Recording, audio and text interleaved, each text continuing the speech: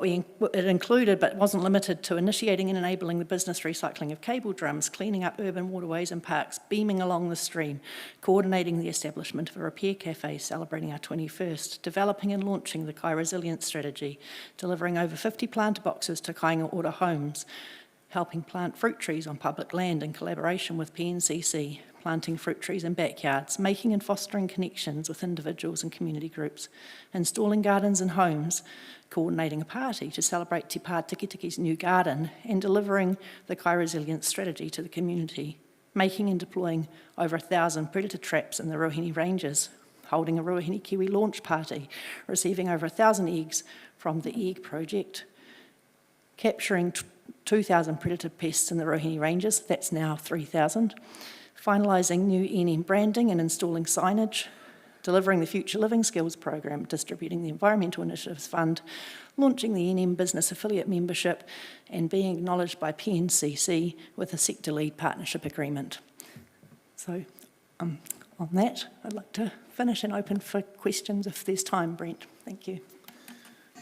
Thank you, Mads, and thank you, Stephanie, for your introductory comments. Rebecca, was there anything that you wanted to add before we went into questions from members?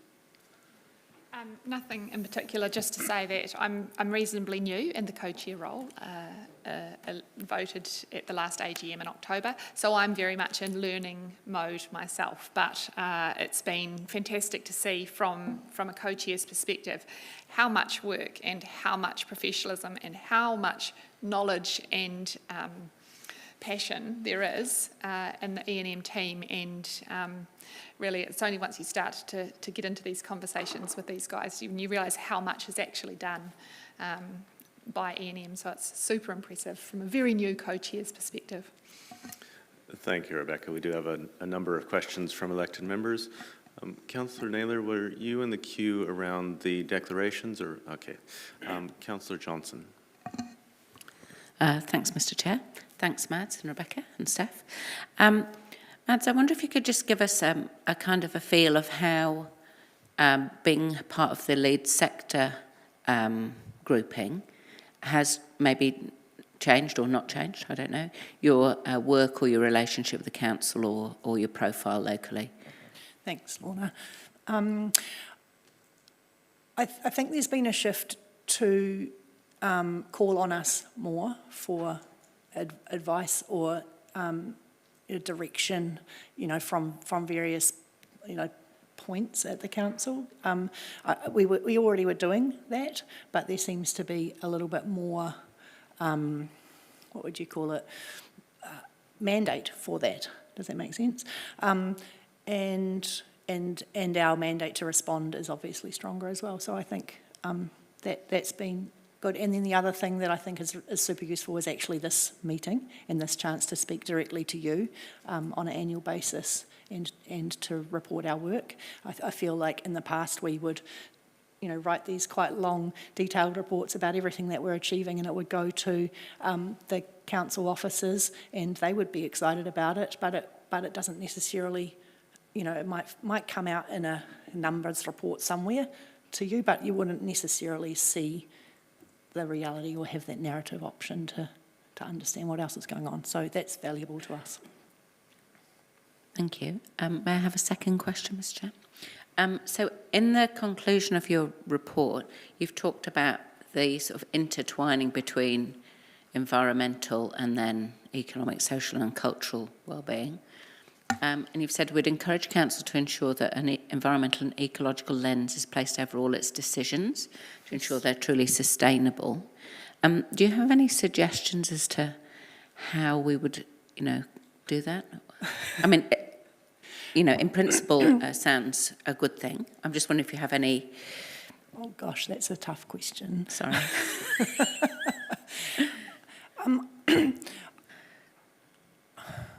Oh look, I think that there's already a start towards that across a lot of things. I guess we talked. There was a conversation, as you all know, around the civic cultural precinct master plan, and we were involved in that conversation as one of the sector lead organisation, but also just as a member of the city, and actually having us in the room starts to bring that environmental point of view into that, while, you know, the library, you know, the things that are always in that city centre aren't necessarily an environmental conversation. We can start saying, what about shade? What about, you know, solar panels? What about, you know, X, Y, and Z?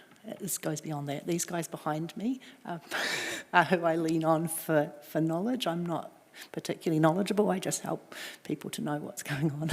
I think you're talking yourself down there, Mads, but anyway, thank you for that answer. Thanks, Mr Chair. Move to Councillor Zabellan, which will be followed online by Councillor McLeod. Councillor Zabellan. Thank you, Mr Chair. Ngā mihi kia koroa mo tō kōrero me tō mahi nui. Thank you very much for coming to talk to us today. I had a couple of questions. One was, we've heard from other sector lead groups about the impacts of COVID over the last few years, and having a sense now of really getting back up and running. I wondered if you could talk to us a bit about what, if any, impacts COVID have had on your operations and where you feel you're at now post that disruption. Yep, thank you. Mostly COVID has made us really busy. So while it has impacted potentially events and cleanups and, you know, extra layers of, you know, health and safety regulations and constant changing of policy, having to deal with that like everybody, actually what it's shown is what we've been talking about for many years, is that we need to think about resilience, and we need to think about looking after each other and how we can localise, make sure that we've got enough local food and enough local everything, because we know that supply chains are, you know, are not necessarily reliable. So we've responded by working more in the Manawatu Food Action Network, and by helping in that space with building a food resilience strategy, and then working on implementing it. So it's actually made us bigger and busier. That's great, thank you. And just following on from that, in your report to us, it mentions the 4412 Kai Resilience Strategy, but also the idea of fast-tracking a citywide food resilience strategy. I was wondering if you could talk to, what's your view on the urgency of this work for the city as a whole? Well, food resilience is incredibly urgent. There's a huge need in the community for food. New Zealand produces enough food for like 40 million people, but we don't have enough food to eat. So, but how can we become more resilient within a localised area is a real problem and a real question, and will take a lot of collaboration and coordination, and the city could take a leading role in that by building a policy around it. Excellent. Thank you very much, Ngā mihi, Mr Chair. Go online to Councillor McLeod. Thank you, Chair, and thanks, Tim, for the report and for coming to talk to us today. I had two questions, and on page 23 of your report, you mentioned that you began a pilot for an affiliate business membership initiative to establish stronger links with the business communities and support their effort towards increased sustainability. I think what I'm trying to get from your perspective is, what's the feel out there? Do you get the feeling, or do you get the sense that many businesses in the city are committed to continuing, committed to contributing to positive environmental outcomes? Yeah, I think there's been a real shift in the last few years towards wanting to do the right thing environmentally. And there's been a build in businesses that are focused largely on environmental issues. If you look at Be Free Grocer and Pre-Cycle, and there's more than that. But people that are focused solely on, it's almost like a social enterprise type thing, where they're really working on environmental issues and doing it as a business. So that's, we've got a couple of business membership models. So one is that type of business, that's our Category A member, and our Category B member would be people that are doing their day-to-day business. It's not actually environmental focused, but that they want to start reducing the energy use, reducing their waste to landfill, increasing their composting, etc. like that. So there's definitely a lot going on and a lot of interest. Yeah. I'm sure. My second question will probably be on the same page 23. You mentioned that you've collaborated with CEDA regarding environmental-related tourism opportunities and the sector's capacity and or any constraint or concerns about tourism in the region. I think what I'm trying to understand also from your perspective is, have there been any thoughts of developing, let's say, an ecotourism program, or is there an ecotourism program in place to encourage tourists to limit the carbon footprint when they're visiting the region? Yeah, we had quite a big conversation with, so CEDA were developing their tourism strategy, have now done that. And we had quite a big conversation with the consultant who was developing that.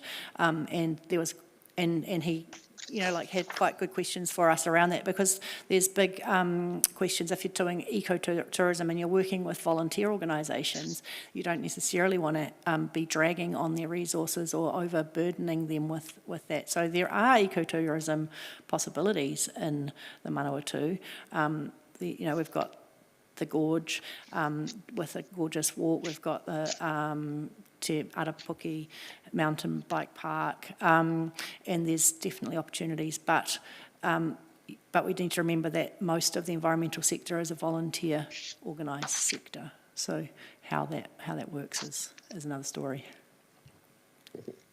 Cool. Thank you very much.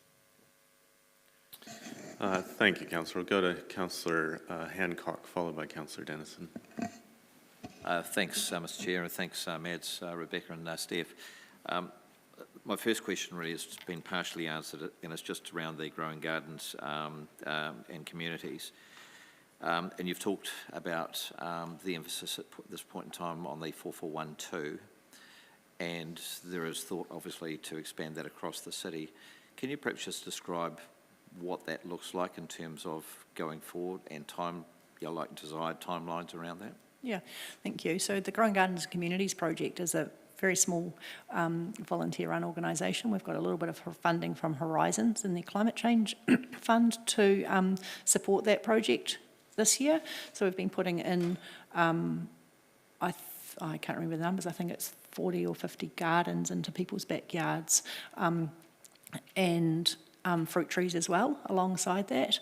So our volunteer and a paid staff member goes in and helps to put those gardens in alongside people, talks to people about what they can grow, how they can grow it, and then they go back and do support work. So we're at capacity at the moment for that, but in addition to that, we're working with Kāinga Ora. So the planter boxes that we gave to Kāinga Ora residents last year, we did 50 of them. They've just contracted us to do another 50, and they've actually asked us to expand the program. So beyond planter boxes, they also want us to do education, and they've funded us to have a community champion which goes into communities and does gardening alongside people and starts to build relationships across the community in terms of gardening supporting communities to work together more. And that's not just focused on 4412, so they've also asked the same question, can we move out of the 4412, because there's need beyond that. In terms of a timeline for expanding what we're doing, I mean, we're really busy already. Yeah, so I don't have one. And I suppose just with that, just to make sure we're really clear, that there is a very good understanding of the deficits across the city.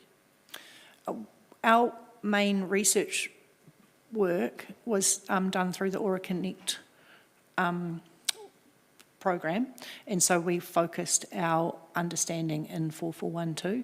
We haven't done a deep study on the rest of the city, although I'm sure that the council have you would have some information on that, yeah. Could we get a officer's comment in that regard? I would hope that we could. Stephanie, would you be in a position to have a first crack at that? I understand if perhaps that's not yet fully developed. Could you just repeat the question? What would you like to know? Yeah, really, it's just about our understanding of the wider deficits for our community gardens across the city. do we actually have an understanding of where those deficits are and the extent, I guess, of that need? We haven't done any in-depth work into that. We do have a general understanding of needs in terms of community development more broadly across the city. We know that there are certain pockets that are underserved, and the 4412 have great infrastructure, social infrastructure, and so a focus for us is looking at those other areas of the city and how we can better support them as well. That's a work in progress, but in terms of a detailed understanding of food security or community gardens need across the city, we haven't done that piece of work as yet. Okay, thank you. And my second line of questioning is just really out of curiosity, really. It's just the Ruahine Kiwi project. Just around the pest control there, you're obviously tracking the numbers. So are you publicising the progress of that pest control? Yeah, we publicise that through our social media. We've got a Ruahine Kiwi Facebook presence. It's quite well followed, and we post kind of progress updates on that. It's actually also available online on Trap NZ. There's the whole project is available. If you go on Trap NZ and search for Ruahine Kiwi, it will come up, and you can log in. Yeah, I think you need to log in to see it, but you can see generally. So it's live information. All of our trappers are inputting their numbers daily into that. Yep. Okay, and do we have an understanding of sort of like the threshold in terms of sort of when it tracks down to a certain point before we could actually introduce Kiwi? Yeah, so we've been working with, I can't remember, not Save the Kiwi. There's a Kiwi organisation that we'll be working with to actually put the Kiwi back into the ranges once it's safe. And so they've already been up to do a couple of site visits. They've said, yeah, this is great land for it, you know. But what we need to do is make sure that we're down on stoats. So it's really the mustelids that can nail the population. And if we can get to, you know, minimal stoat populations, then we're able to do it. But our coordinator is feeling really confident that we're on track for a sort of a 2025 reintroduction of Kiwi. Great, thank you. Yep. Thanks, Chair. Councillor Dennison. Thank you, Chair. In regards to your challenges and opportunities ahead regarding your venue, you've mentioned the aspiration for this fully functioning inspirational environmental centre. Is there other examples around the country of what that might look like? Yep. And can you just describe where they are? And what they do? So Timaru's just built a purpose-built space, so that's pretty cool. I haven't been to see it yet, but I've seen plans. We're a member of Environment Hubs Aotearoa, so we're closely aligned with 17 or 18 other environment centres around the country, and we meet with them online regularly. But once a month I meet with the managers of those centres. So, and we have kind of twice yearly in-person hui as well. So I'm not answering your question, but and it's a big conversation. What I've found is actually like there's been a conversation about an environment centre in Palmerston North or in the Manawatu for years, like before I've even been part of the organisation. It's been in our dreams and our plans, and we've got lots of ideas about what that is, but we've never had the capacity to actually develop that idea into something tangible that says this is what our dream environment centre would have. We've got lots of, you know, probabilities and possibilities and lots of things to draw on from other centres. But what do we need? We need to have some time at the moment to actually go, what is really needed right now and into the future? How can we show environmental action to people in the best way possible? Okay, thank you. Thank you, Chair. Just a couple questions from myself. Thank you for the answers so far. Just around the associate business memberships, that category of business that you described that, you know, is kind of doing their thing, but they're interested kind of in doing it more sustainably. Is the intent to offer them some actual support and guidance on that journey, or is it more just an opportunity for them to signal to others in the community that they're wanting to do that? Yeah, at this point, we're trialling the situation, so, and we haven't got any of those members that are in that category, but the membership structure has these kind of rules set around it, and so I guess the point would be that they've committed to improving on X, Y, and Z, on waste, on energy use, on, you know, carbon emissions or whatever, and then how they do that is the next question, because the fee for membership isn't very high, so we don't have a huge capacity to give them heaps of support, although we have a lot of knowledge in the sector, so there's potentiality there. It's really just, we're riding the wave to see where it heads. Yeah. Great, thank you. Also wanted to ask about the Zero Waste, I think it's Action Group. Could you just help us understand a little bit about your involvement there, and then I might seek a comment from officers as well around that group and how it's informing council's work. Cool, thank you. Zero Waste Action Group, we were invited by, so Kian, who was in the resource recovery team, at the time, as a sustainability officer, wanted to pull together all of the different organisations working on zero waste and started that group. We were a member of the group, and now our role is to help support that group to keep meeting, because there isn't capacity within the current PNCC team to do that, is my understanding. Great, thank you. It would be helpful if there's anybody in the officers that could give us some insight into that group and resourcing for it.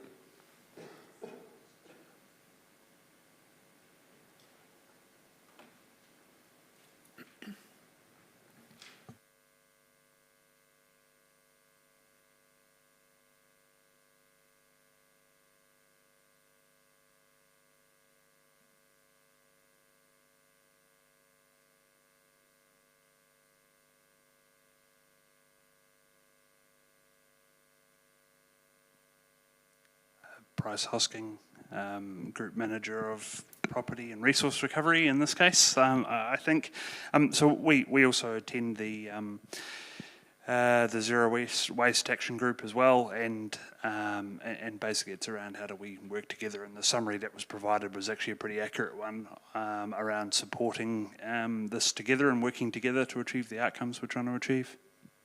Probably the best update I could give.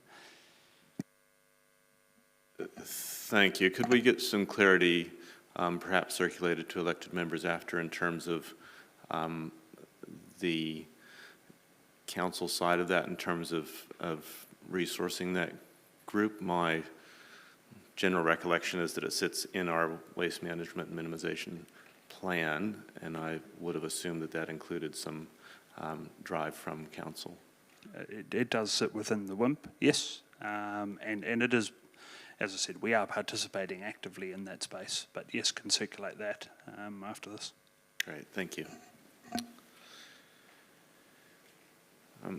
Final question for me is just wanting to understand a little bit more broadly about the benefits of being part of the Environment Hubs Aotearoa. You spoke a little bit about kind of comparing notes, but are there other benefits of that association? Yeah, thanks, Brent. Well, one of the major benefits is they're actually funded through the Ministry for the Environment's Community Environment Fund, and that funding is passed on largely directly to hubs. There's some funding held within EHA to build their own or to have their own staffing, which then actually again supports hubs. So they've got a funding coordinator, they've got an executive officer and administrator, and also and their funding coordinator helps to support collective funding applications. So we're working at the moment on a national bid to the Plastics Innovation Fund for precious plastics project, which may or may not happen, but so we're working on, and we've put other bids in towards biodiversity and freshwater stuff. Some of them haven't fallen into place, but have fallen into place for other hubs. So, and we're actually learning lots from seeing other hubs. So there's other hubs that are much smaller than us and other hubs that are much bigger than us, and so we're able to share policies, we're able to share ideas and growth, and how to survive together. Yeah, it's good. Thank you. Great, thank you. That is it for questions. So thank you, Stephanie, Mads, and Rebecca. Appreciate it. Cool. Thank you very much.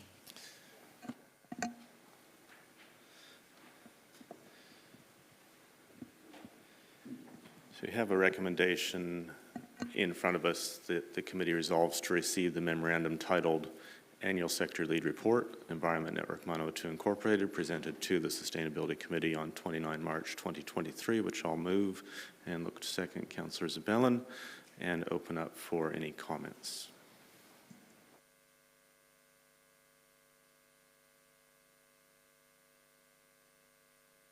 Councillor Zabelin. Thank you, Mr. Chair. Just wanted to thank you again for coming in to talk to us. It's a great way to start the day off. Wanted to pick up on some of the points around food resilience, and particularly around a citywide strategy and how important this can be for us going forward. There are calls being made at the moment for a New Zealand-wide food resilience strategy to reduce food insecurity and diversify the ways all of New Zealand accesses food.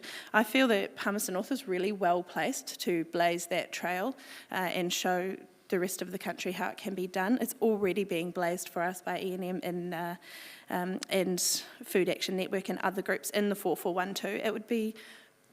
It would be very advisable and beneficial for us to build on that and take real leadership for our region and our country as to how we can build better security and for our community when we see vulnerable times for food access looming ahead or in fact already landing in a lot of people's pockets at the moment. I also want to salute E&M because there are so many other benefits to the work that you do that are not just environmentally based. They flow through to the society that benefits and that relies on that environment. Biodiversity work in particular, Habitat for Pollinators, has a flow-on effect to our food security. So biodiversity work also plugs into that food security.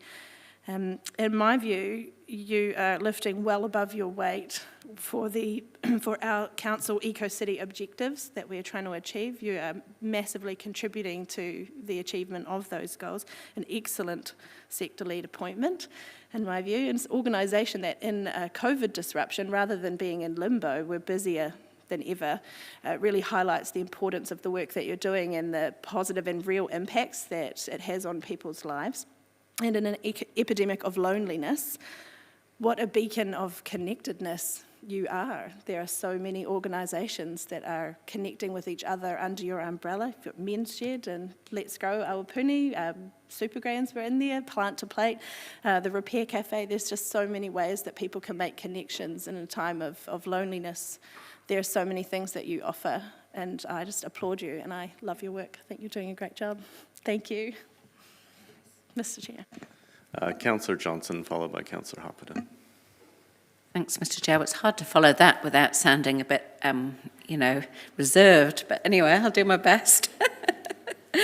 I too just wanted to say thank you to E&M and all the member groups and all the volunteers and highlight the fact that there's a huge range of work going on here in the city, primarily volunteer-based, and that it's important that we note, I guess, that the environmental outcomes are linked with the social wellbeing outcomes, they're linked with the cultural outcomes, they're linked with the economic outcomes, and some councillors brought that out in their questioning, which was good. And I also just wanted to highlight the fact that I think that the lead sector project, for want of a better word, is really having wider effects than perhaps we had imagined.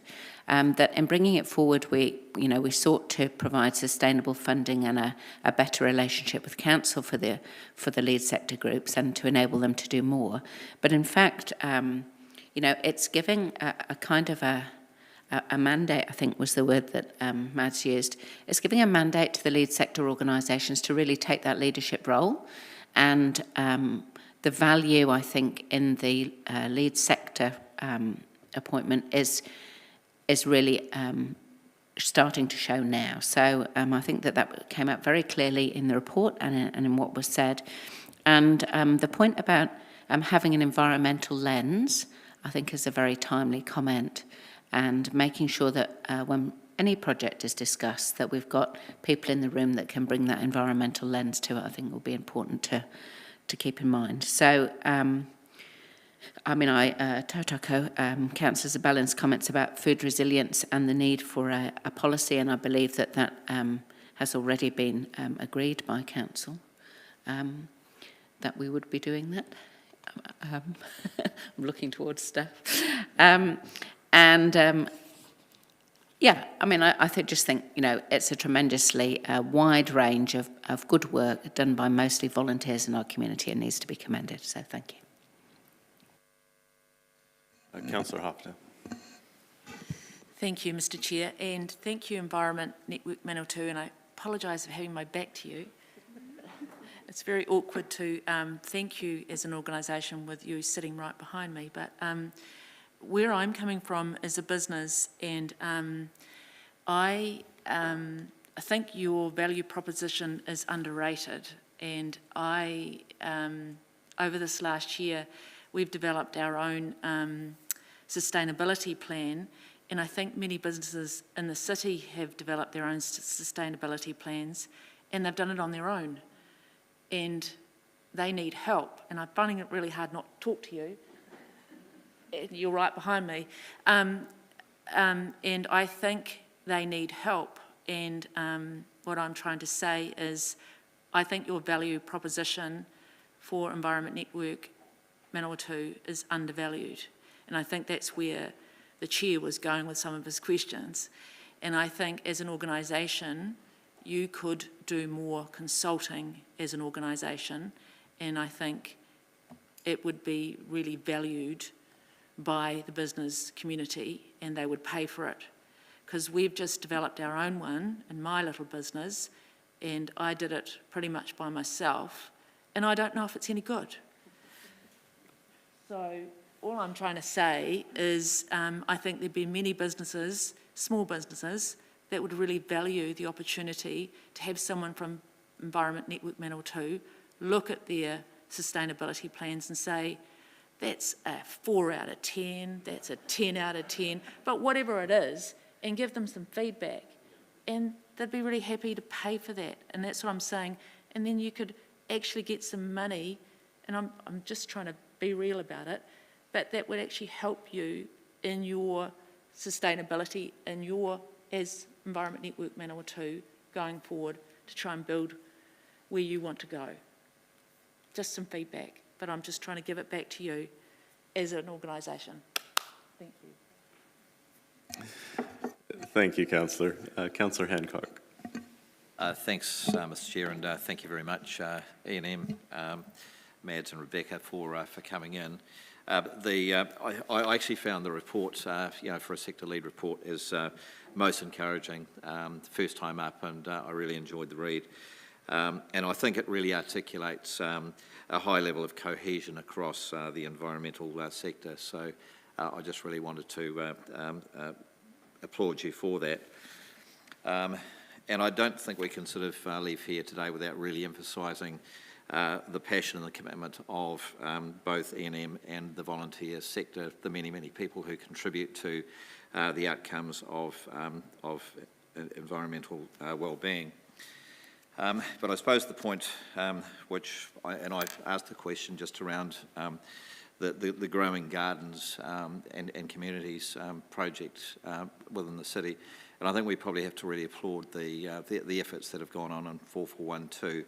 But I guess I probably sort of just want to highlight that we do have a deficit in terms of other parts of the city, and really sort of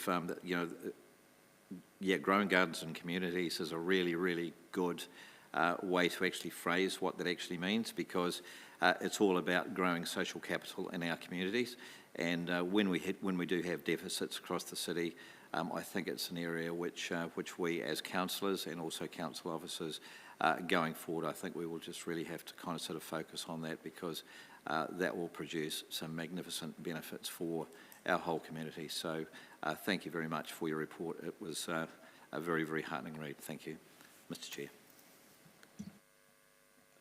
Thank you. And finally, for me, from the chair, a very heartfelt congratulations and appreciation to Environment Network Manawa, to all the staff, the member groups, the hundreds and hundreds of volunteers.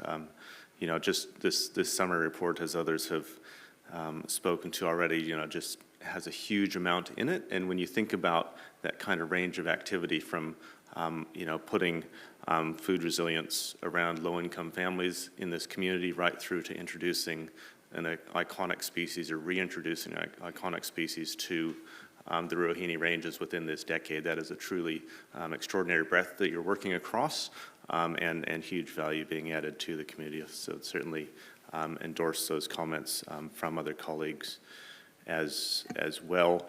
Particularly appreciated, Councillor Hancock, what you were saying in terms of thinking about both needs analysis and opportunities around community garden space. I think there probably is an opportunity for us as council to do some work in that space. Appreciate you raising that. And Councillor Hopita, appreciate you coming in around your business's experience around trying to find the ways forward in terms of sustainability and pointing out the opportunities that do sit there. And I think certainly concur with your views around that. And, you know, as we know, a lot of people in the kind of consulting and support space are often kind of making peer-to-peer connections as well. And I think if you get those sort of opportunities, even for peer-to-peer learning and facilitating that, can actually help businesses along the way, as well as providing direct expert advice. So really pleased to hear that there's a member's opportunity there for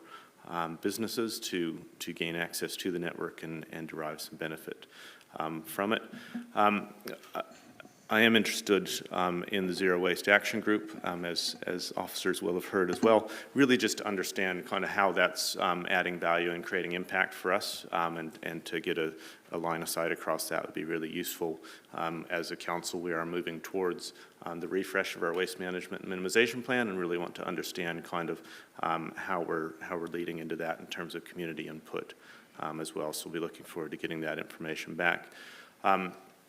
Finally, really to acknowledge, and I do appreciate, and Councillor Johnson raised it in her questions, you know, you're reminding us of that interconnectivity between what happens in the environment space and what happens in the cultural community and economic space, and that we need to be looking at the interrelations there and responding to those. So again, thank you to you all. Thank you for being here this morning with us.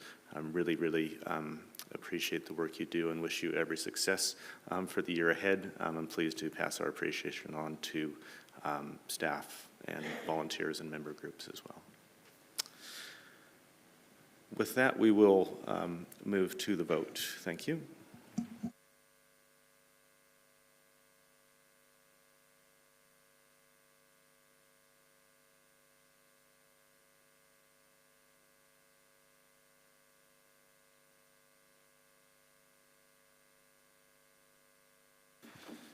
And that's passed unanimously, which moves us to item 6 on the agenda, further analysis of the New Zealand Green Building Council recommendations 1 and 5, and invite John Ferguson Pye, City Planning Manager, to the table to present his report.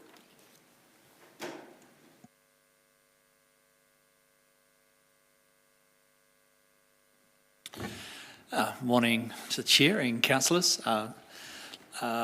Look, I'll take the report as read, though I think I'd like just to talk you through, signpost a couple of issues with you through the report.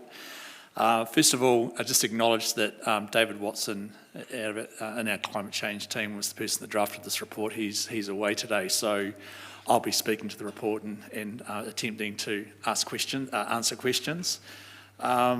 I think when you look at the report, it is quite a forensic analysis, is probably how I would describe the way the report's been written in terms of the use of public funds to incentivise green building development.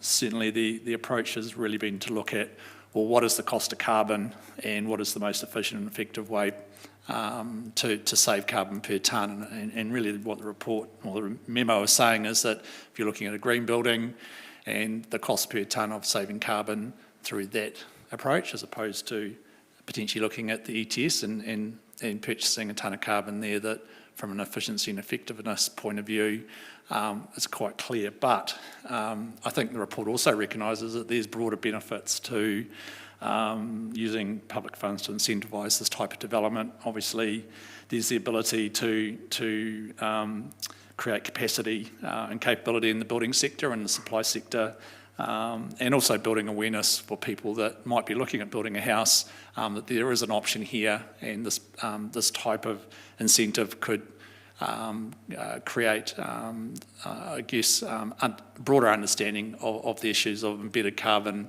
and saving carbon along over the operational life of a dwelling. So I think it's not a cut and dry decision. What I would say is the memo also talks about some changes that are coming through the Building Act in 2025 to encourage increased energy efficiency in the building stock in the future. That focuses around sort of locally produced materials, looking at waste minimisation requirements and energy performance certificates. So that will drive some of the outcomes also that these recommendations and this approach is trying to achieve as well. So from an officer point of view, if there is any direction, if councillors are of a mind to give us further direction on this report, what I would ask is that any direction is quite specific and focused. As a manager in this area, it's an incredibly complex area, and what I do find is as you dive into some of the stuff, it broadens very quickly. So sort of specific and targeted direction would be much appreciated in respect to my staff. So back to you, Mr. Chair. Thank you, Jono. First question up is from Councillor Johnson. Thanks, Mr. Chair. Thanks, Jono. I guess it's perhaps not the answer we were looking for. Is it, given the 7 recommendations that we got from the Green Building Council, we subsequently decided to just ask for a report on 2 of them. But would you see any value in any of the other options, given that the ones that we asked for further analysis on have been effectively, I'm not quite sure what the word is. Well, we're being discouraged from pursuing those options, shall I say? I think that's probably a good description, Councillor. If I just go through them, if we look at 2, enabling greater density for homes built through Homestar Standard well under the planning framework, that probably wouldn't pass the Section 32 assessment, unfortunately. Reducing infrastructure growth charges for homes. We don't have growth charges for homes as such, we do have development contributions. For a greater consenting support to applicants undertaking projects. That's certainly something that could be looked at. I think that would be a discussion with our building consents team in terms of what that support might look like, but also whether actually we've got capacity and the knowledge in that team to offer that support. So I think we'd have to go away and have a conversation with that team. We talked about reduced development contributions, and I think through this report we've been quite clear that that would probably be easier as a program that we could roll out as a fund. Again, there's some technical issues with that. I think 6 LIM reports in terms of including information on LIM reports. I think we've actioned that. And then the website, I think there was some issues there around our ability to place third-party information on the website. That was some recommendations from the Marcoms team. Okay, so if we did want to incentivise the building of, more environmentally friendly homes, how would you recommend that we go about it?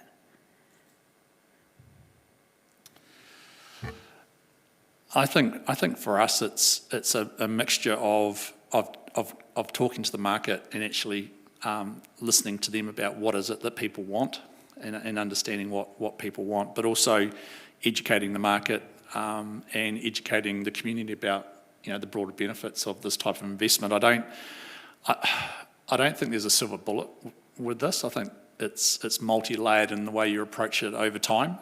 So I think there's a whole lot of different levers that you could pull over time around communication, around upskilling council staff. But I'm not sure that there's one silver bullet that's going to actually have a huge impact. I think it's a number of initiatives over time. Not sure that I've answered that question particularly well. No, that's fine, thank you. Do you think that a financial incentive, however we might package that, could achieve that? Or do you think that because of the added value, I guess, that a developer can get from an environmentally friendly home, that there's no need for a financial incentive? Oh, look, I think a financial incentive will always drive behaviour and decision making. Really, I think the question for councillors is whether that's a good use of public money or not to achieve the outcome that you're wanting to come to. Okay, I'll leave it there, Mr. Chair. Thank you. Councillor Hancock, followed by Councillor Zabelin. Thanks, Mr. Chair, and thanks, Jono. Hey, this really could just be probably the silly question of the day, probably this one here. Just top page 31, it talks about the New Zealand Green Building Council having recently published a review of the Homestar specifications, etc., and it talks about constructing Homestar 6 is over $5,000 or 0.5% compared to a minimum building code H1. Can you help me understand what that means? I'm probably a little more informed than you, councillor, but not a lot. My reading of that is that if you look at the building code, that the minimum building code that we have to apply in the consents area and what that would cost per square metre of building, that essentially if you're looking at say 200 square metre house, you're saying that the additional cost of the increased level of service that building is going to provide and the cost of supplies and design essentially on average is about another $5,000 as opposed to just a house that meets the minimum standard under the building code. Yep. So say for example if a house built to H1 would cost say $800,000 to build, and if we change that to a Homestar 6, what's the fee that it would cost then? Well, I think what the report's saying is that if it was, say, for a 200 square metre house, it would be on average about an additional $5,000. Gross? Yes. Thank you. Thanks, Chair. Thank you. Councillor Zabelin. Thank you, Mr. Chair. Right. Hopefully I get this out in a coherent way. So I'm just interested in the tension or the competition, if you like, in the value proposition between ETS buying carbon credits or versus aiming for a Homestar rating. So there has been some turbulence with the ETS quite recently, and I think it must post-date this report. It states we've got $85 per tonne of carbon. It's currently sitting around $60 per tonne, and they didn't sell any credits this quarter. So my question relates to whether or not the instability and reduced confidence of the ETS has more of a incentive or perhaps a deterrent from the Homestar rating or the green building standards. Does that make sense to you? Well, I think what the report is trying to do is just sort of provide some perspective around the investment and trying to use the ETS as sort of a proxy to provide that perspective. You would probably, that ETS is a fairly immature sort of market at the moment, and And so if you're looking around, if you're looking at any market and maturity, you would say that at the beginning of any market where it is immature, that there is going to be a high level of uncertainty compared to a market that's been around for a while. So I would say in this point in time, the answer is yes, but that will change over time, I think. Okay, thank you, Mr. Chair. Thank you. Couple questions from me.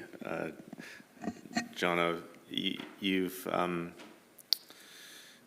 I guess, alluded to the value of engaging with the development community builders, et cetera. But it sounded like the analysis that you kind of brought to us today is really a kind of desktop calculation that an officer did. So has there been engagement with the development community around their views around this sort of approach that council could take? No, in this case, the officer, you're right, did do a desktop analysis. I think if we looked at the report in 2022, I think there was, the officer did look at the number of Green Star buildings that council had processed over a period of time. It hadn't been a great number, but no, there hadn't been any discussion with the market and developers with respect to that, no. Thanks. So I guess working from where we are today, did I hear correctly that you felt there would be some value in engaging with the community? Because you're kind of talking about how we could get them moving in that direction. It sounded like engaging was kind of your preferred mode. Yeah, look, I think whenever we're doing this sort of work, we really need to think about who is delivering the outcome, and quite often, in this case, it's the development community who are actually talking to people who are making decisions to build. And I think certainly a conversation with them around the issue of sustainability in green buildings and energy efficiency and sustainability, the extent to which they're having those conversations with their clients, I think would certainly feed into any decision that we make in a positive way. Cool, thank you. Wanted to follow up as well. You gave kind of examples in the paper and several responses to questions where you referenced using public money to cover costs here. And as I read the paper, there's a couple different options for that in terms of, we could put the rates up to do that, or we could work within the fees and services structure to adjust that so that it was, that cost was being met through there. Can you just kind of, have I got those two options right, and take us through pros and cons? Yes, I think if you were looking at using the current fee structure that we operate under, obviously there's some statutory guidelines and frameworks that we need to consider when we're doing that, and so that provides, I guess, some complexity and some restrictions on how we actually are able then to give effect to the direction you give us. I think if we look at previous work we've done in this area relating to the development contributions policy, where we put in place a fund where if there were community groups who were developing and they couldn't pay their development contributions, and they could come to us and use a fund. I think the advantages of a fund is it sits outside that statutory framework, which then makes the decision making for both staff and councillors a lot more straightforward and less complex, and probably a lot easier to administrate and administer and give effect to. So I think one is the first option is definitely possible, but it's more difficult and constraining as opposed to the other option. Thanks. So just to clarify, when you talked about establishing a fund there, that was a fund that was funded through general rates, or it was funded through adjustments to the fees and services charges? The reference to the previous approach was through rates. If we were trying another pathway around, I guess, that being cost neutral to ratepayers, then I think that would have to be a conversation with our finance team to make to decide how and whether we could do that in what way. Great, thank you. Finally, the report did indicate that there is potential around legal challenge to adjustments to the fees and charges structure. Just wanted to understand, is that kind of a theoretical possibility? Is there precedent around it? I know David David Watson, when he was drafting this, had a very, very good conversation with the officers and the building team. And I don't know the specifics of that. But what I would say is that, yeah, there are some, you do have to look at the legislation that you operate under to make sure that, are there any legislative issues with subsidising, whether that's either legal or, you need to look at reputational issues, but also, obviously, if something's aligning with strategic direction, you need to consider that as well. So,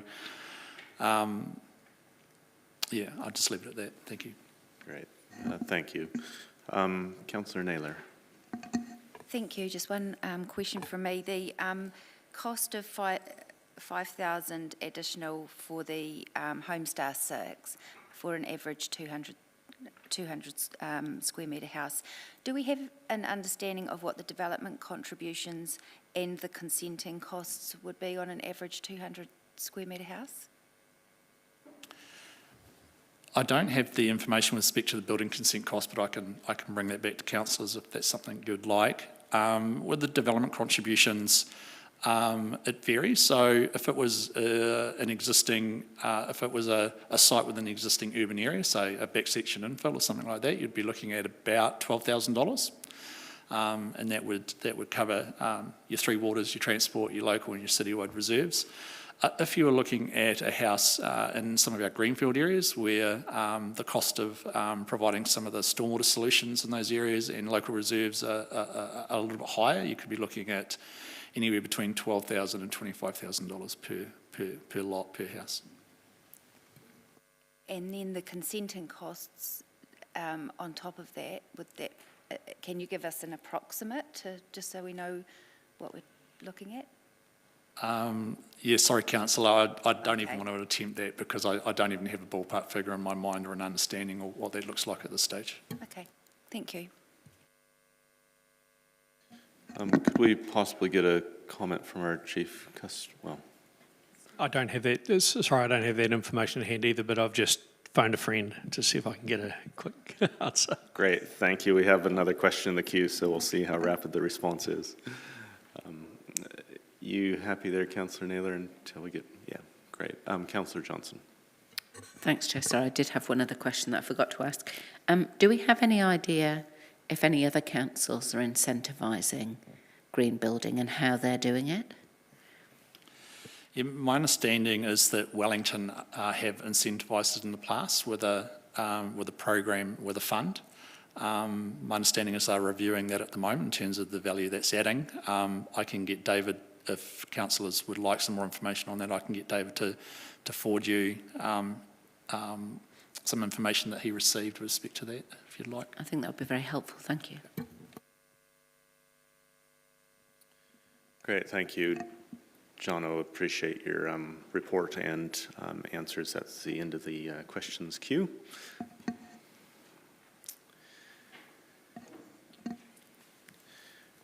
So, colleagues, we have a recommendation in front of us, and I'll indicate there's a second recommendation as well. I'll just take you through the first one now, which is that the committee resolves to receive the memorandum titled Further Analysis of New Zealand Green Building Council Recommendations 1 and 5, presented to the Sustainability Committee of 29 March 2023, which I'll look to move, seconded by Councillor Zabellan.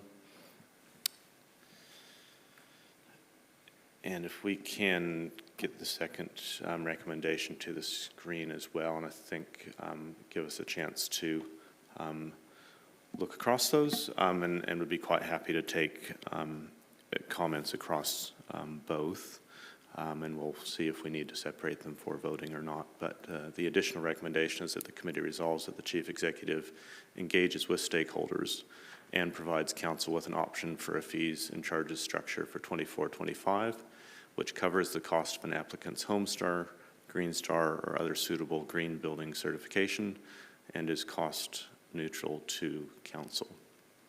So I'll just speak to this additional recommendation by way of introduction, and then open it up for any questions around the additional recommendation, then move towards comments. I'm keen to see that we keep options coming to us in terms of how we can proceed here. The recommendation as it sits in the report would kind of see everything lapse. And while I'm not certain that this is the exact way forward, I think it would provide us a useful set of information and useful engagement with the development community to understand their views. As we heard from officers, there hasn't been significant engagement recently with the development community to understand their views on this, and so this recommendation would do that. And it would also look at exploring an option that wouldn't see the certification law costs loaded onto the general ratepayer. It would look to recoup those costs from within the fees and charges structure. Now, we've heard from officers that it's not yet known the implications and potential of that, and this recommendation would give them the opportunity to explore that and understand what is possible there. We've got 11 months up our sleeve before we need to reset these fees and charges. As you'll recall, we did that just recently as council, so to have some time on our side to actually do some investigation here, which is what this additional recommendation would be calling for. Having introduced it, I will see if there may be questions about it. Councillor Naylor, is yours a question about? Yeah, great. And then Councillor Hopata, you have a question as well. Councillor Naylor. Thank you. I just would like a bit of clarification around the "and is cost neutral to council" part, because, I mean, council does invest significantly in the space and could choose to. I just wouldn't want, sorry, that's a comment. Are you proposing that the work, the option that comes back, the only option that comes back for council's consideration would have to be cost neutral ones? Yes. Okay, I'll save the rest for comment. Councillor Hopata. Thank you, Mr. Chair. I just wondered if you wouldn't mind if we could get a comment from the Chief Executive? Sure, happy to. We'll see if the Chief Executive's happy to comment. Through the Chair, I was actually just waiting to see where the conversation was going a little bit further to start off with. My thoughts in there as well was whether or not the recommendation maybe needed to be a little bit broader to actually look at options that might be outside fees and charges. And I just can't quite think of anything at this point in time, but if we just focus in on fees and charges structures only, maybe we might miss something that we didn't think about, that was all. That's what I'm just thinking about at the moment. Thank you. Any further questions, Councillor?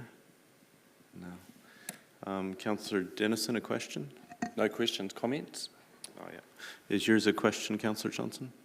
Mine's an amendment. An amendment. Right. Thank you. There don't appear to be any further questions. We might go to you then, Councillor Johnson, to comment and raise your amendment. Thanks, Mr. Chair, and sorry, this is a bit on the fly, but having had the answers from the officer around what we can and can't do and what we legally might be able to do and legally might not be able to do, and wanting, as you are, to keep the options open to achieve something in this space, my amendment, which Councillor Hancock will second, is that the Chief Executive engages with stakeholders and provides Council with options to encourage green building in the city. And then that might include the fees thing, but it might include any other thing that could come forward. And I think that that keeps it general, but doesn't allow the you know, the momentum to be lost and you know, if I'm correct, I think that the will of council is that we do want to incentivise this, but we want to do it in the right way. So did staff manage to capture that very quick, on-the-fly amendment? If you can make sure that staff do get that, we'll Thank you. look at that when it comes to the screen. Thank you. Thank you. I mean, I don't think I need to speak further to it, really. Do you want me to write it down? Please do write it down for clarity so we get what we need. Okay.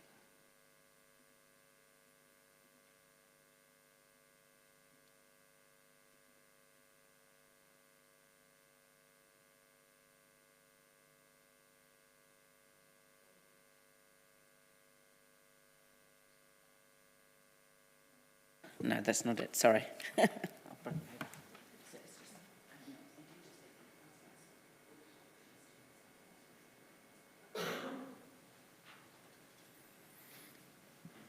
Yep, so it's very, I mean, I know it's not quite what the officer asked for something very specific, for specific direction, but I think we're not in a position to be able to give specific direction just yet. So it's a general direction which enables other options to be brought to us if engagement with stakeholders, which I think is a very good idea, were to surface some new possibility. Great. Thank you, Councillor. We'll just pause for a moment until it comes. Sorry, it was to incentivise green building.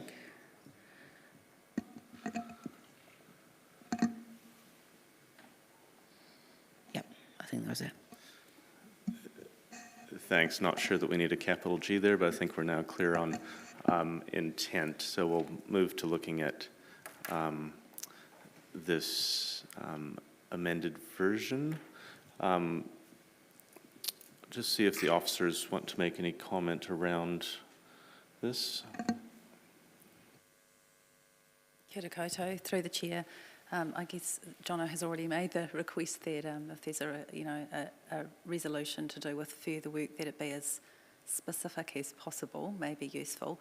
My reflection is that this resolution widens this back to the sorts of issues that were addressed in the original report. And perhaps if there could be some guidance, I mean, I guess we've had a conversation here today, we would take that this included consideration of fees and charges or subsidies or funding of other kinds. So as long as we can sort of take the conversation into account to allow timely advice to come back, particularly if the original recommendation was to do with next financial year. There may be some constraints there. Thank you. Did you want me to respond to that, Mr. Chair, or not? If you'd like to comment further, you're welcome to jump into the queue. We might go to Councillor Hancock as the seconder. I can't comment. You need to take me off.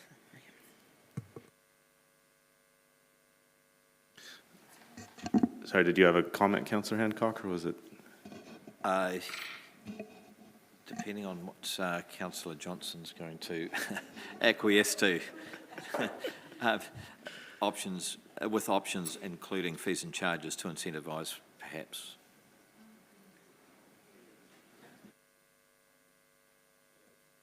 Sorry, I missed that, Councillor. I was having two conversations at once, which is not a good move on my part.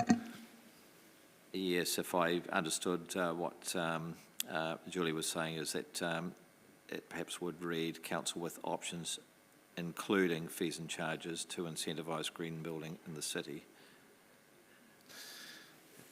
Thank you for that comment. I think what I might suggest, given that we have arrived at 10:30, is that you and Councillor Johnson might confer over morning tea if there's anything further that does need adjustment here, and we will return to this point in the meeting after we celebrate a morning tea with the community, and we'll be back in here at 11 o'clock.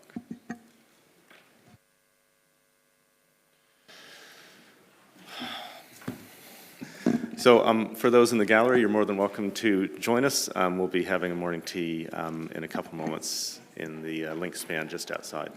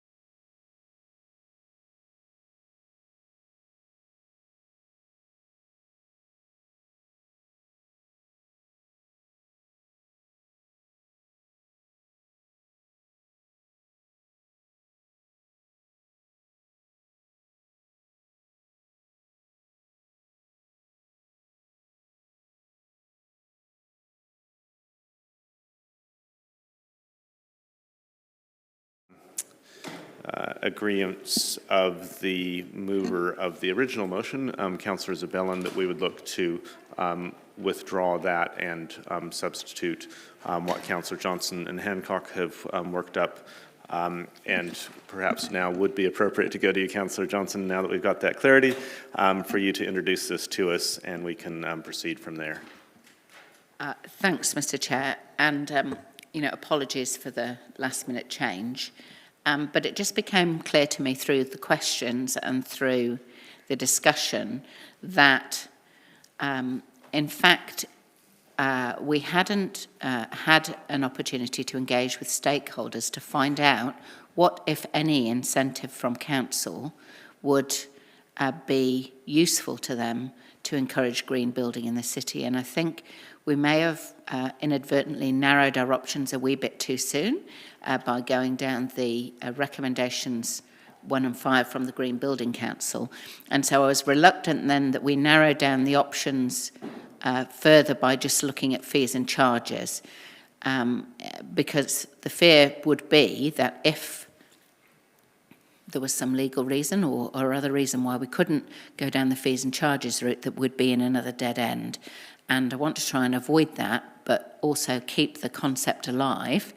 And so I'm hopeful that by combining the initial part of the initial recommendation, which is the engagement with stakeholders, which I think is very important, and then the direction being that if there are options to incentivise green building in the city that we can take action on, that they come back to us for consideration, perhaps in the long-term plan. And it might include fees and charges, but as we used to like to say in academia, including but not limited to. And so I think that will be useful. And the other thing to say is that really, in terms of the way we go about incentivising this, we may well find that government overtakes us in the meantime.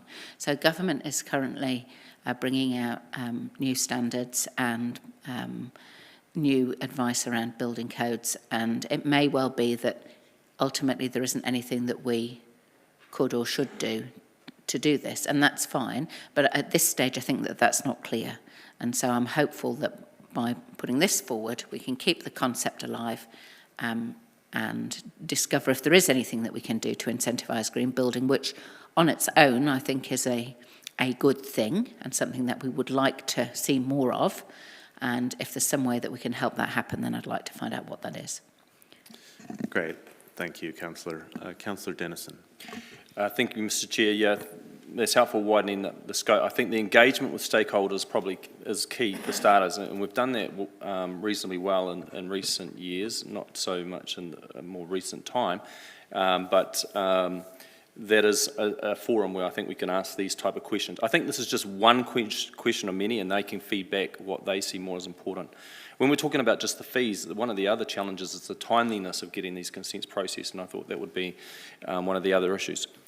But even backstepping it from further again around the Green Build Code or the initiatives, because MB have been increasing focus around building to the climate change requirements and the higher density program of work, and dividing the country into what was 3 climate zones across the country has now been adopted into 6, with higher regulations for installation, what they call R values, and the like. And so the sector is having to increase its standards, and so the definition of low carbon home, when the whole sector's being channeled in that way to incentivise it, is just going to be business as usual in many respects. So, so the question I had is, what are we trying to achieve when government actually are doing this to the sector, or you could say with the sector? And the other focus around the green building requirement is also around the disability-friendly aspects of builds these days too, with an ageing population, and understanding that even 1 in 4 of us live with a disability. So being a bit more accommodating around some of the entry points to buildings and access into rooms and things like that with wider door frames, and those are the like, to have a mix of housing that does provide for that as a new build requirement. So this is a wider field than just what I was getting concerned about narrowing down on incentivising to save a few dollars here and there to try and get these outcomes, when actually there's a lot of costs being loaded on the development sector to meet these new standards. And the time that it's taken to get consents is another concern. And really, when we have a housing need in our nation, it's kind of does concern me when we want to start putting in other layers of administration to try and process these outcomes. So all in all, I'm happy that we're engaging with the sector, and I feel that with options to incentivise, but I think that conversation is going to be a lot wider than that eventually. So thank you. Great, thank you, Councillor. Councillor Naylor. Thank you. Yeah, I'm really comfortable to support this recommendation, and particularly the previous recommendation I thought did have some limitations, particularly around it needing to be cost neutral. I think, you know, to achieve our goals across council, we invest in all sorts of areas and in all sorts of ways, and to limit the options that come back to us by only, I think others have covered it, but just through fees and structures and in a cost-neutral way, I think would be too limiting. I think it's really clear that we want to be more proactive in this space, not just to leave it to developers to just pursue those options off their own accord. But I think if we can actually put options in front of developers when they're doing buildings, that does require them to consider the options in a favourable way, not only for the purpose of the environment, but if there is a small saving for them, if they make the right decision for the environment, then I think that's a really good way of progressing that. And I think I would hope that this report does include the funding mechanism or some funding options. We've got the low carbon fund that I think is not being fully utilised, or there might be other ways to fund it as well, other than just putting rates up, but without having to make the fees and charges side of it cost neutral. I think that would be too limiting. So I look forward to the options that might come back from this. Thank you, Councillor. Deputy Mayor.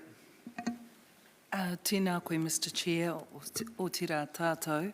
I'll support this resolution as it is, because I think it's really important to have a wider options from a pragmatic point of view and also from a creative point of view. There will be stakeholders who will have clearly a vested interest, obviously those who are in the building industry and so forth, but I also think that the community will be looking to us to lead that in terms of making public possibly our private theory around sustainability and taking the lead on that. And I think that could attract more people to Palmerston North and certainly encourage those who are here and who are looking at building to go down this way and pathway. So yes, I'm happy to support this. Thank you.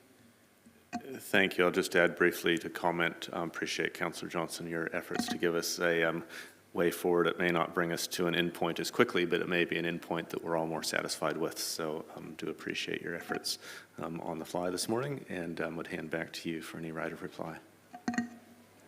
I don't think I need one, to be honest, Mr Chair. Thank you. There being no further comments, we'll call for a vote.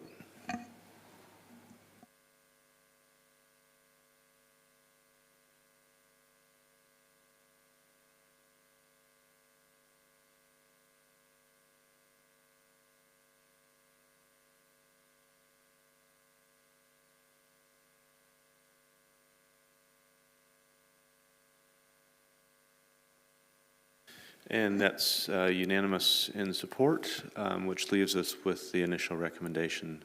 Are there any further comments around that as it slowly comes to screen?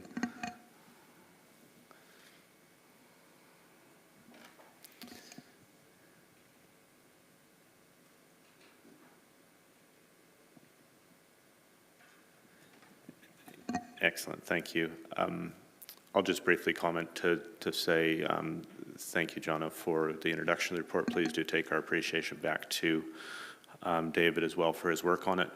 I think one of the things that really highlighted for me is sometimes you get into spaces where it's really easy to measure certain things, like the price of carbon, because you can look it up on the internet, whereas those broader health benefits and energy efficiency in warm houses and dry houses, et cetera, benefits are a little bit harder to quantify in a monetary sense. And it's been a helpful discussion just for us to reflect on the kind of full range of benefits, and Councillor Dennison alluded to things for the disability community and other parts as well. So I think getting a broad lens across this is going to be really helpful for the next stage, and just appreciate David's work again on the report. No further comments. We'll call for a vote.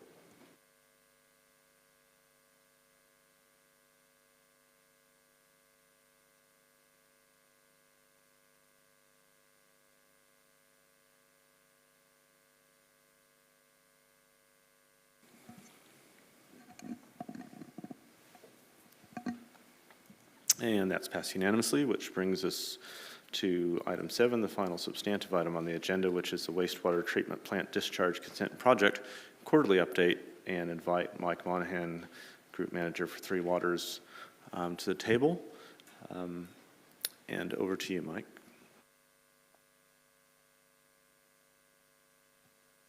Tēnā koutou katoa, ko Mike Monahan aho. Thank you, Mr. Chair and Councillors. So we do have, hopefully, Anna Lewis online as well, who may be helping me with any questions today. Anna is the project manager for this consent project. We'll take the paper as read. You'll notice it's a rather short quarterly report this time round. Councillors will remember that we submitted the consent on the 19th of December to Horizons Regional Council. And the first phase that we were expecting was the Section 88 report, which is I guess the check for completeness was due back in complications, and Horizons requested a further extension, and we're now expecting that first report back to us on the 31st of this month. So we're a few days away, at the end of this month. Apart from that, we'll probably just take the paper as read and be happy to take any questions that you may have. Thank you. Thank you, Mike, and welcome, Anna. Thanks for being available online. We do have some questions coming in. Firstly, Councillor Hancock. Thanks, Mr. Chair, and thanks, Mike. I've just got a couple of questions. The first one is just on page 36 there, where you talk about the wastewater treatment plant testing. Can you just explain seasonal emerging organic contaminants testing, just what that is? Yeah, I can. Yeah, it's quite a mouthful, isn't it? So part of the consent, what we needed to and committed to doing was to start to test our wastewater for this thing called emerging organic contaminants. And it's basically things that are outside the normal suite of what you'd expect from wastewater testing. And it's things like, but not limited to, PFAS, the firefighting foams and things like that, and microplastics. And there's a whole list of very technical names that I can't remember. But it's testing for things that are known throughout, I guess, through science to be impacting on wastewater treatment. So we're doing a full suite of testing. There's specialists doing that. It's not us doing that. We've sent samples away. And that will impact on I guess, the strategy below it for the biosolid strategy. So whatever we remove from this plant, as you know, will end up in our biosolid. So we need to understand what that is so that we can answer those questions. Great, thanks. That's very helpful. And the next one just relates to the river monitoring for flow rates, and that requires low flow rate. And because we've had an unseasonable summer, so we have to test at low flow. What happens if we don't manage to get that done this autumn? That is a really good question. You're quite right in your observation that the best time to do this testing is when the river is in the condition that we're hoping to get the consent for, so below half medium flows, which is 37 cubics. Normally you'd expect through summer to be hitting that and have the time to go and do that testing, but this year's been a bit abnormal in that regard. What we will do if we can't reach those low river flow conditions is we'll have to do the testing at a higher river flow, and we'll just have to note that. And I don't know if, Anna, if you've got a better answer for the council than I do. Thanks, Mike. Kia ora tātou. Just on that, I've been working with our freshwater ecologists quite closely, and I know we had questions on this late last year in terms of the flows. Talking to Keith Hamill last week about it, we may have to look at a slightly higher flow, like Mike says. What we want to do is have it as close to the half median as possible, because that gives us our lowest parameters for when we'd be discharging prior to it exiting to the land discharge. So we do want to have that so we can test it from when the river is at its most sensitive. If in the event that we can't get that, we will look at something slightly higher. We had a bit of a risk analysis discussion, and what we really want is it to be done prior to the consent being notified, which is slightly further down the track, and certainly done before a hearing. So we're just going to keep a watch on that. I understand from the Horizons flow gauges, we've really only had sort of 7 or 8 days in the last 6 months that the river actually met the criteria needed for the current flow that we're talking about. So it has been unseasonably high. The Manawatu, as I understand it from our advisors, will go into low flow in autumn, and that's not unusual, and that has been a sensitive time that we are trying to target. So we are keeping a watching brief on it. Great, thank you very much. That's helpful. And really, just the last question is just: has there been any change in terms of the land requirements above or below what was originally agreed? No change to what's been agreed. Great, thanks, Mike. Mr. Chair. Thank you. The Deputy Mayor. Kia ora, Mr. Chair. Tēnā koe, Mike. Thank you. Mike, I just wanted, with reference to the bottom of page 35 and with, the application of the consent, is there any indication regarding the consent application? I know that it's the 31st, but sometimes we find out a little bit ahead of time if there's an issue. No, Councillor, we've had nothing to indicate anything yet. Thank you. And secondly, on the bottom of page 36, 4.3, where officers anticipate that the remaining $1,463.34 will be spent post the Section 88 acceptance. What will that be spent on?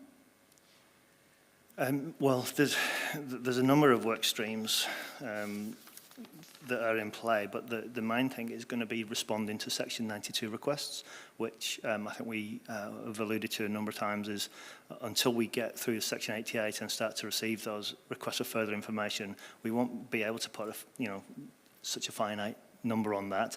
But there are a number of work programs, looking for land opportunities, monitoring investigations, both in the river and on the land, developing the wetland strategy and going forward looking, for scope and sites for wetlands, carrying on with the biosolids work, and then there'll be quite a lot of work around the adaptive management planning and what that looks like. So there are a number of work streams. We're sort of chomping at the bit, ready to get going once we get, our reply back on the 31st. Thank you. Thank you, Mr. Chair. Thanks, Mike. Just a couple questions from me. One around kind of engagement with landowners in the area. Currently, that engagement is with us. In the future, that might be with Entity C, or quite a different organization. Can you help us understand kind of levels of awareness amongst property owners of that transition, and whether we're seeing anything from them around preference to be engaging with council early to tie some things down, or are they kind of showing more of a preference towards waiting for a future entity to re-engage?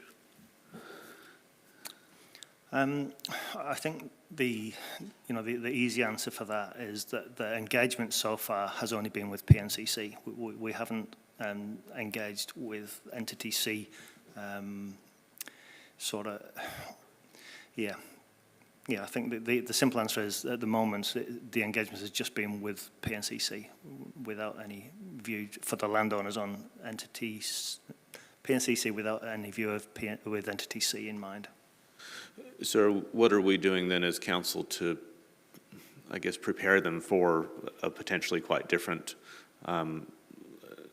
entity and negotiating landscape in the future if council's not their go-to anymore? We're working on and putting the final touches to land engagement strategy, which we will probably report back to you on the next quarterly report. But that's about how we start to engage with those stakeholders, how we sort of address the, I guess, the land purchasing strategy. What that looks like, and you're quite right. What are the opportunities for PNCC as well as Entity C? There may be things to look at other than just buying land and then handing it over to another entity. So once we work through that, we can bring that back to you. Great, thank you. I realize it's hard to predict any one particular consenting process, but kind of based on other large-scale wastewater consents, we're 15 months out from July 2024, so kind of how far down the track? Will we still be kind of in Section 92, or will we be further down? I might let Anna take that, but my initial reaction is that we'd be further down than the Section 92. But again, that's speculative on my behalf until we get our Section 88 review back. But Anna, have you got anything from your experience on that? Yes, thanks, Mike. It is difficult, Councillor Barrett, as you know. We don't know what the Section 92 will come back because RMA allows for a response time frame with the Section 92, and we can ask for further time to respond to this. So we really are under the statutory clock now with the RMA provisions. The Section 92, if it comes out with something that would require additional modelling or sampling or we just don't know, we would write back to Horizons and say, look, this is the amount of time that we need for this, or alternatively, we may choose not to submit it within that time frame. Subsequent to the further information would go into, they would get ready for notification, would have public notification, call for submissions, and then start moving towards a hearing. Depending on the nature of the Section 92 and wastewater consents are notoriously long processes across the country. If anyone's been involved with them before, you'll be aware of this. We estimated, we could be looking at a potential 5 years total in terms of the processing time for this to get to a decision. But that involves post decision-making appeals, etc. So by June 2024, I would be hopeful that we should be either have had the hearing or in the hearing. Again, it just really depends on the nature of the Section 92 and the outcome of the letter that we get on Friday. Thank you, Anna. Finally, Mike, if I can just ask, and with apologies that I don't have the name of the iwi and hapu that brought the concerns to us, but there was some written correspondence around the time of lodgement that did express some concerns that from recollection were kind of around the engagement that had been had and their comfort or discomfort levels. Could you just update us around that relationship and what's happening there? Yeah, I can. So myself and the Chief Executive met with representatives of Tatumata Kahoki, apologies if I've pronounced it wrong, in February, and we're working through a process to continue that engagement going forward.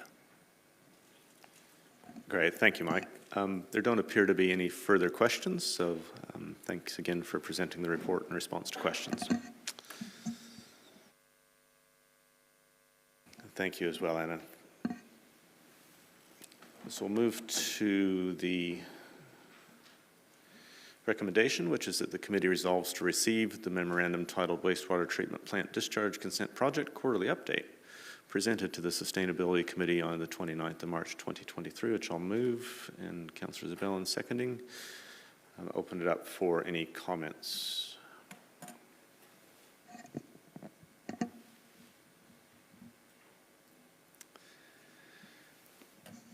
Not seeing anyone pop up in the queue, so I'll just comment to say thanks, Mike, for the update, and thank you as well, Anna, for being available in your consultancy role to us.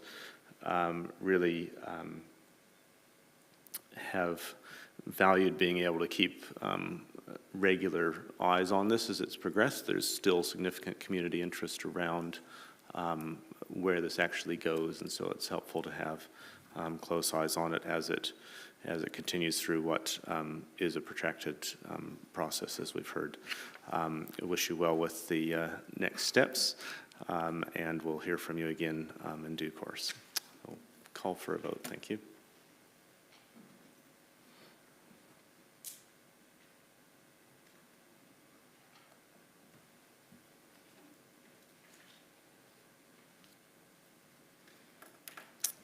And that's unanimous in favor, which brings us to finally the work schedule, and I'll ask the acting Chief Planning Officer to comment.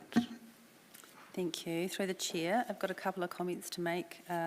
Item 9, the Environmental Sustainability Report. Unfortunately, Donna Baker, the Acting Assistant Chief Executive, was unexpectedly unavailable, but I understand that report won't be coming to June 2023, so I suggested that becomes to be advised, and that perhaps Donna can provide some further advice about that once she is available. And the last is item 19, the Waste Management and Minimisation Plan, which is included in this work schedule because it's in the terms of reference of the committee. But I just wanted to note again that as councillors have been discussing through the LTP process, the intention of staff is to streamline that with the LTP process to make sure that councillors are able to talk about resource recovery, waste minimisation, alongside budgets and long-term planning. Natasha Hickmott, the Activities Manager, has noted that the government's new waste strategy was released today, so no doubt there'll be advice coming that aligns with that too. Thank you, Julie. Any questions of the officer?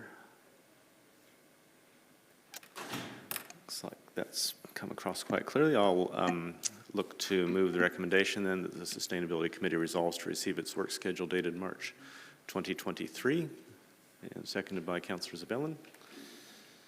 Any comments? There being none, we will move to the vote.